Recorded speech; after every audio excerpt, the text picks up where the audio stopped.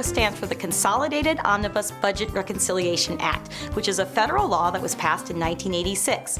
It requires companies with 20 or more employees to continue offering health insurance coverage at group rates to former employees and their family members after they're no longer eligible for the group, because of a job loss or divorce, for example. Some states have similar rules for companies with fewer than 20 employees. Former employees, spouses, former spouses, and dependent children are eligible, regardless of their health. There are exceptions. You cannot get Cobra if your employer no longer offers health insurance to current employees, and you're out of luck if the company goes out of business. Federal employees are covered by a law similar to Cobra.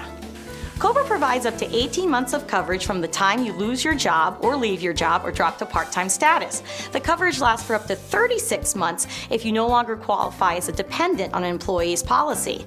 That includes, for example, a child who reaches the cutoff age for coverage or a spouse who gets divorced from the employee.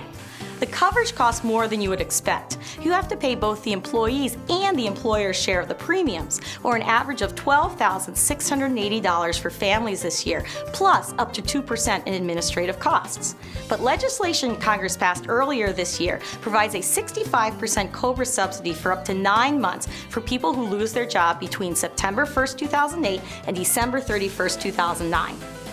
You can't be rejected or charged more under Cobra because of your health, so it's a good deal for people with medical conditions who might otherwise have a tough time finding affordable coverage.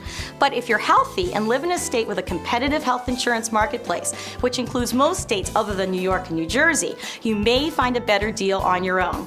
You can search for individual policies at ehealthinsurance.com.